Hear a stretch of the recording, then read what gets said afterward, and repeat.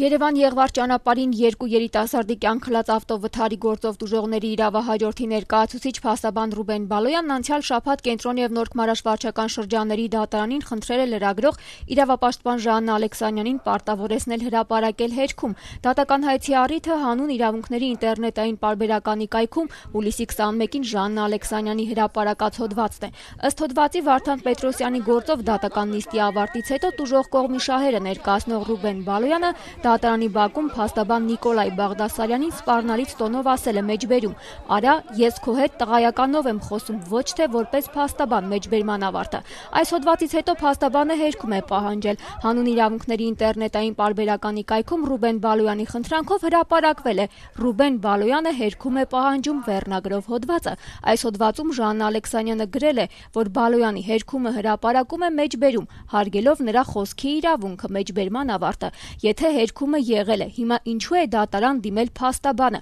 Ռուբեն Բալոյանն ազատության էջրույցում մտածածին որակեց նախորդ հոդվածի վերնագիրը։ Եթե խոսքի մեջ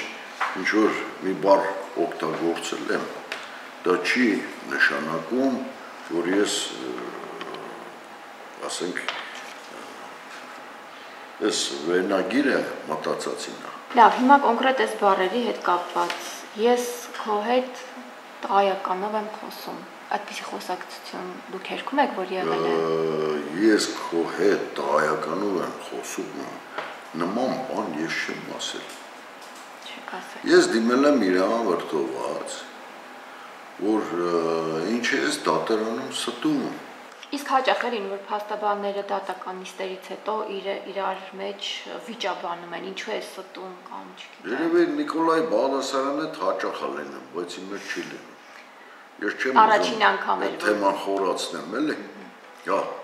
Լրագրող Ժաննա Ալեքսանյանն ազատության էջրույցում տարօրինակ համարեց Բալոյանի պահանջները։ Բալոյանը ըստ էության ստացվում է, որ պահանջում է, որ մենք հերքենք հերքումը։ Ես գրել եմ այն, ինչ որ ես տեսել եմ եւ ինչ որ ես լսել եմ։ Լավ, իսկ ինչ խնդիր է լուծում հիմա փաստաբանը դատական հայց ներկայացնելով։ Ես վստահ եմ, որ նա սրանով ինձ դատի տալով փորձում է խուսափել կարգապահական վարույթից։ Ժաննա Ալեքսանյանը Վարդան Պետրոսյանի գործով դատավարությանը հետևել է լսելով Ռուբեն Բալոյանի հրապարակային հայտարարությունները։ Քարոզչություն էր տանում, որ Վարդան Պետրոսյանը խմած է եղել եւ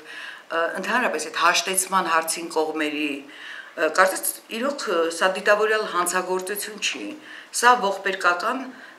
միջադեպ է, պատահար է եւ կարծում եմ, որ փաստաբաններն են սովորաբար այդ հաշտեցմանը նպաստում եւ ոչ թե լարվածություն ստեղծում։ Փաստաբան Նիկոլայ Բաղդասարյանն ազատության էջրույցում վկայեց, որ լրագրող Ժաննա Ալեքսանյանի հրապարակած խոսքերը համապատասխանում են իր տեսածին եւ լսածին։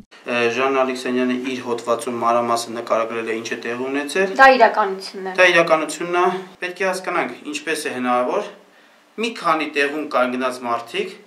լսեն այնպես, ինչպես ներկայացնում է Ժաննա Ալեքսանյանը։ Եվ միայն Բալոյանը, որը արտահայտել է այդ արտահայտությունը, ասիվ չէ, ես նման բան չեմ ասել։ Որ փաստաբանը պետք է ամեն ինչ անի, որպեսզի չհրահարի կողմերի միջև վեճ։ Այսինքն անկախ նրանից ինքը ինչպես կներկայացնի իր ասած բառերը, կփոխի իմաստ այդ բառերի, փաստը մնում է փաստ, որ ինքն էլ է ընդունում, որ իր գործողությունների արդյունքով հրահարվել է վեճ։ Դա բավարար է մարդուն կարգապահական պատասխանատվության ենթարկել։ Լրագրող իրավապաշտպան Ժաննա Ալեքսանյանը հիմա հայտնվելով դատական քաշքշուկի մեջ ասում է, որ հոդված հրապարակելիս կատարել է իր մասնագիտական պարտքը։